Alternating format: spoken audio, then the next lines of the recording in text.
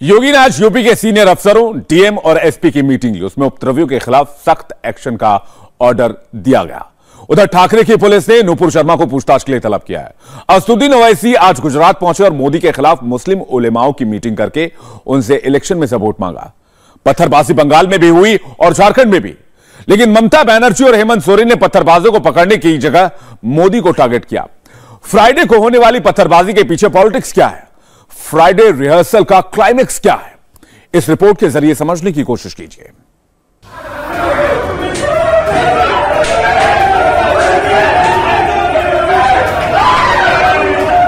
हर शुक्रवार के बाद एक शनिवार जरूर आता है। यूपी में दंगाइयों को रिटर्न गिफ्ट जरूर मिलता है।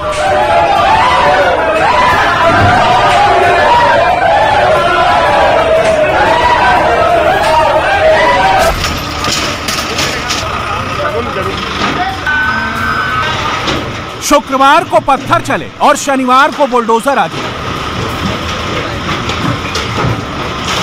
किसने सोचा था कि एक्शन इतना फास्ट होगा, पत्थर पर योगी का वार इतना स्विफ्ट होगा। यूपी अब शांत है क्योंकि सीएम योगी आदित्यनाथ हैं। योगी का रिएक्शन तो जुमे की नमाज के बाद हुए एक्शन के साथ ही स्टार्ट हो गया था।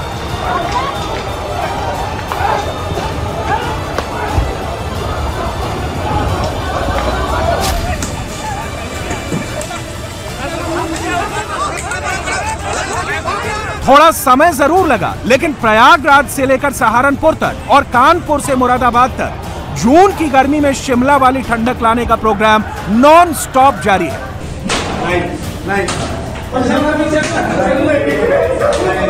उत्तर प्रदेश में बलवाइयों पर कैसे तरीके आजमाने हैं, ये यूपी पुलिस को अच्छे से पता है। दिन हो या रात, पुलिस के लठ लगातार बज रहे हैं। गला काटने के फतवों पर खामोश रह जाने वाले भी देखें। पानी जब सिर के ऊपर से गुजरने लगता है तो ये होता है।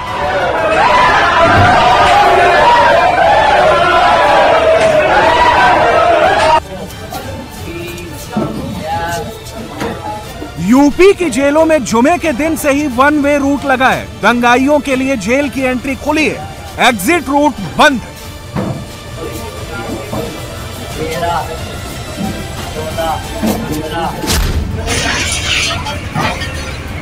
योगी के वादे के मुताबिक बुलडोजर भी धुआंधार चल रहा है। यह एक्शन याद दिलाता है कि जिनके खुद के घर बुलडोजर का साया होता है, वो दूसरों पर पत्थर नहीं फेंका करते।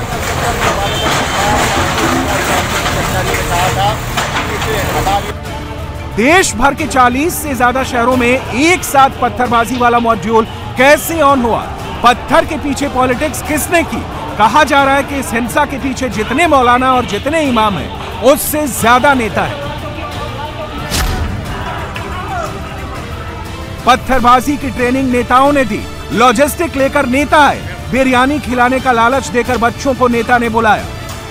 उनके हाथ में पत्थर नेता ने पकड़ाए और अब पुलिस की एफआईआर में भी नेताओं के नाम आ रहे हैं।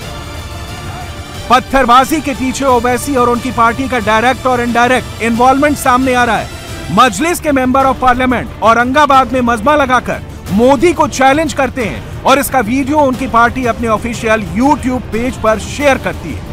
अगर उसे फांसी देना है तो कानून लाना पड़ेगा और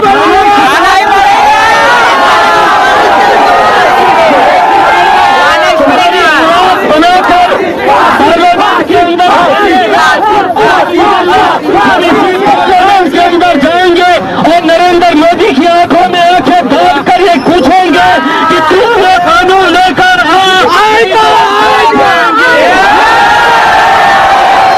हम पूरी ताकत के साथ इस मुद्दे को लेकर लड़ेंगे और इंशाअल्लाह आज सिर्फ उन्होंने कुवैत और कतर की ताकत देखी है, अभी हमारे हिंदुस्तान के मुसलमानों की।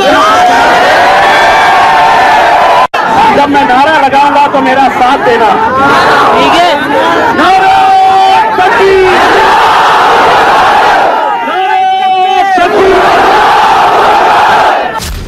नारे मोदी विरोध में लगे, पत्थर मोदी के विरोध में चले।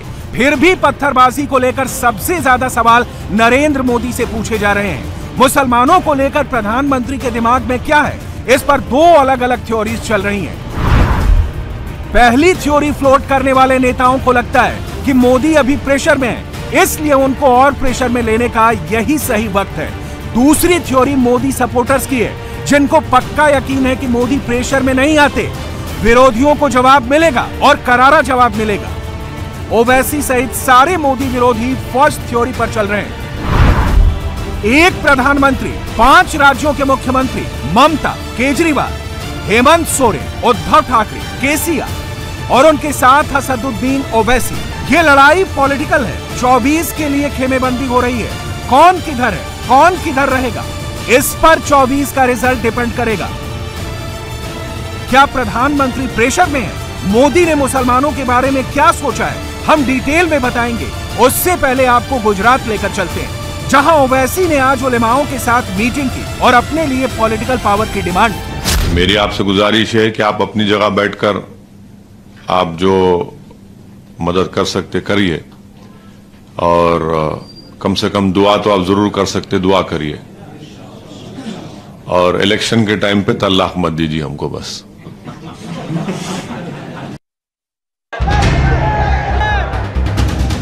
दिल्ली में जामा मस्जिद के पास जुमे की नमाज के बाद जो माहौल बिगड़ा, उसके लिए दिल्ली पुलिस ने ओवैसी के खिलाफ एफआईआर लिखी है। ओवैसी की पार्टी ने दिल्ली में भी वही मॉड्यूल अपनाया था जो यूपी के प्रयागराज, सहारनपुर और मुरादाबाद में अप्लाई किया गया था। बच्चों को आगे करो, पत्थर चलाओ और माहौल बिगाड़ दो। दिल्ली में हुई एफआईआर के खिलाफ ओवैसी ने महाराष्ट्र के सोलापुर में इतनी बड़ी रैली निकाली, यहां से एक भी पत्थर चलने का क्या मतलब होता है, ओवैसी को अच्छे से मालूम है। लेकिन कैमरे पर आकर वो मासूमियत से बोलते हैं कि हम तो कानून मानने वाले लोग हैं, और जो बुलडोजर चलाते हैं वो देश के संविधान को कमजोर कर रहे हैं। अगर मुझ पर इल्जाम लगाया गया तो कोर्ट तय करेगा ना मेरे को सजा देना। अगर कोर्ट जब सजा देगा तो कोर्ट बोलेगा मेरा घर तोड़ दो। आप कौन होते तोड़ने वाले भाई किसी का घर? आप क्या चीफ जस्टिस हैं? आप अदालत हैं? भाई फिर कोर्ट की, जज की, पुलिस की जरूरत ही क्यों है जब आप खुद सब तय कर ले रहे हैं? ये क्या मैसेज दे रहे हैं? भाई संविधान के तहत चलेगा ना, रूल ऑफ लॉ के तहत चलेगा। आप सत्ता में हैं, आप सरकार हैं, आपको तो और अच्छी मिसाल कायम करने की जरूरत है। आप बुलडोजर लगाते, बुलडोजर से देश का कॉन्स्टिट्यूशन कमजोर होगा, रूल ऑफ लॉ कमजोर होगा। जुमे के दिन अकेले महाराष्ट्र में 117 जगहों पर हिंसा हुई। सोलापुर में 7,000 से लेकर 7,500 लोग इकट्ठा किए गए। नवी मुंबई में 2,000 लोग जमा हुए। नंदुरबार में 1,500 से 2,000 लोग जुटे और गाड़ियों में तोड़फोड़ की।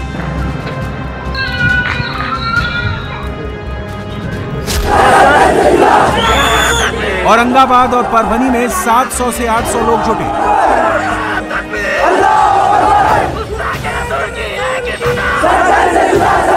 महाराष्ट्र पुलिस ने अब तक 10 एफआईआर दर्ज की है, लेकिन यूपी की तरह महाराष्ट्र में गिरफ्तारियां नहीं हो रही।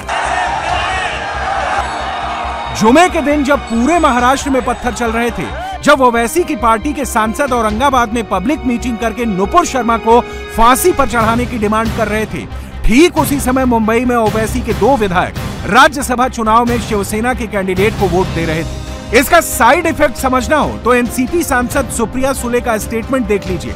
शरद पवार की बेटी पत्थरबाजी के लिए ओवैसी को नहीं, अमित शाह पर अटैक करती है। It's very, very unfortunate. Obviously, there's something simmering for a long time, and you can see that, be it Uttar Pradesh, be it Madhya Pradesh, be it Delhi. And I take this opportunity to reach out to the Home Minister of India that constantly Delhi, which is the capital of this country, is affected by something. We're getting a bad name internationally. And I think India really needs to think and introspect and go beyond the barriers of elections, beyond the barriers of just playing petty politics. I think what is happening in the country is a signal. So I hope the Home Ministry takes serious cognizance of it and does something. Supriya Sule अगर शोलापुर की ही report ले लेती तो शायद ऐसा नहीं कहती, लेकिन राजनीति की राह अलग होती है, राजनीति की चाल अलग होती है। उसमें विरोधी को हिट करने के लिए टारगेट बनाया जाता है, और मोदी विरोधियों के लिए मोदी और शाह से बड़ा कोई दूसरा टारगेट नहीं है। पत्थरबाजी पर मोदी की सोच क्या है? बयान पुराना है, लेकिन बातें बिल्कुल आज के माहौल में फिट बैठती हैं। जिन पुलिस वालों पर ये लोग पत्थर बरसा रहे हैं, उन्हें जख्मी कर रहे हैं, मैं जरा इन तूफानियों से पूछना चाहता हूं, इनके आंदोलनों का नेतृत्व कर रहे पर्दे के पीछे मुंह छिपाकर खेल खेल रहे लोगों से पूछना चाहता हूं कि पुलिस के जवानों को अपनी ड्यूटी करते समय जो हिंसा का शिकार होना पड़ रहा है, उनको मारा जा रहा है, क्या मिलेगा आपको? और इन शरारती तत्व समझ ले, जब पहले भी आपकी सरकार थी, ये पुलिस वाले भी आप ही के थे। सरकारें बदलती है, पुलिस वाले किसी के दुश्मन नहीं होते। इस देश को पता नहीं है, आजादी के बाद 33,000, ये आंकड़ा बताइए लोगों को, आजादी के बाद 33,000 हमारे पुलिस भाइयों ने शांति और सुरक्षा के लिए शहादत दी है। 33,000 आंकड़ा कम नहीं होता। मोदी का ट्रेंड अलग है, विरोधियों का ट्रैक अलग है। पवार और ठाकरे को जोड़कर 24 के लिए तीसरा मोर्चा बनाने में लगी ममता बनर्जी ने वही ट्रैक पकड़ा है जिस पर ठाकरे और पवार अपनी गाड़ी दौड़ा रहे हैं। पश्चिम बंगाल में अब भी आग लगी हुई है। हावड़ा में लगातार दूसरे दिन हंगामा हुआ। पांचला में जमकर पत्थरबाजी हुई। हिंदू घरों और दुकानों को निशाना बनाया गया।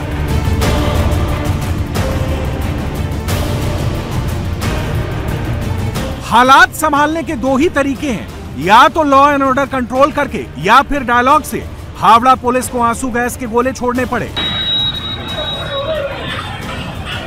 कोई दूसरा मौका होता तो ममता बनर्जी सड़क पर उतर आती, लेकिन इस बार ममता अपने ऑफिस से बाहर नहीं निकली। वो लगातार ऑफिस से ही बयान जारी कर रही हैं।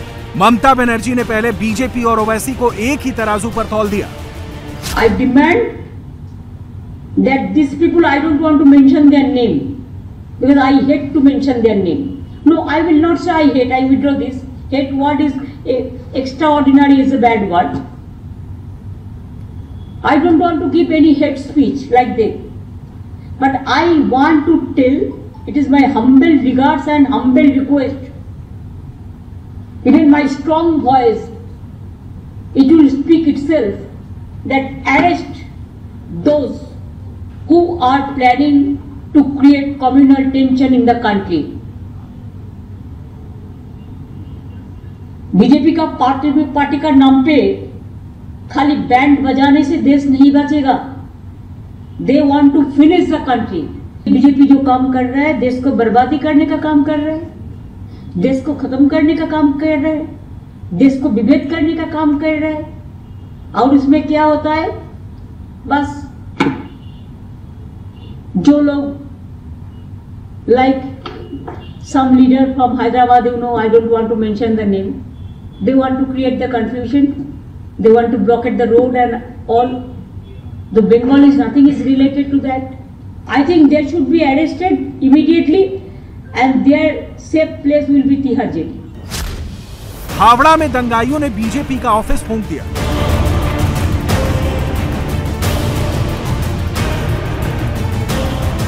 बीजेपी के नेता हावड़ा में हिंसा वाली जगह पर पहुंचे तो दीदी की पुलिस ने उन्हीं की गिरफ्तारी शुरू कर दी। जिस वक्त बंगाल चल रहा था, तब ममता 22 पॉलिटिकल पार्टियों के नेताओं को फोन मिला रही थी। ममता का इरादा राष्ट्रपति चुनाव में मोदी को घेरने का है। फोन मिलाने से फुर्सत मिली तो ममता ने ट्वीट करके सारी गलती बीजेपी की बता दी। नुपुर शर्मा और बीजेपी पार्टी की जो प्रवक्ता ने पैगंबर साहब के खिलाफ टिप्पणी की थी, वो सारे जहान की मुस्लिम समाज को धक्का पहुंचाया और इसके खिलाफ हिंदुस्तान की सरकार ने ऐसा कोई ठोस कदम नहीं उठाया जिसमें आम मुसलमान नागरिकों को ये महसूस हो कि सरकार ने ये पैगंबर साहब के खिलाफ ये बयान के बदले सरकार कोई कड़ी कदम उठा रहे हैं। पिछले महीने ब्रिटेन में कांग्रेस के नेता राहुल गांधी ने क्या कहा था, याद है आपको? You could also have a situation where you have an uncontrolled upsurge, which is what we are seeing in Sri Lanka, right? India is not in a good place. The BJP has spread kerosene all over the country. You need one spark and we'll be in big trouble. And so I think that's also the responsibility of the opposition, the Congress, that bring people together, bring the communities together, bring the states together, bring the religions together and say, listen, we need to cool this temperature down, because if this temperature doesn't cool down,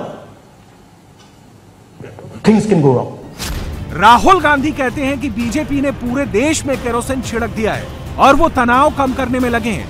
हकीकत यह है कि राहुल की party इस tension में ही अपने लिए मौका देख रही है।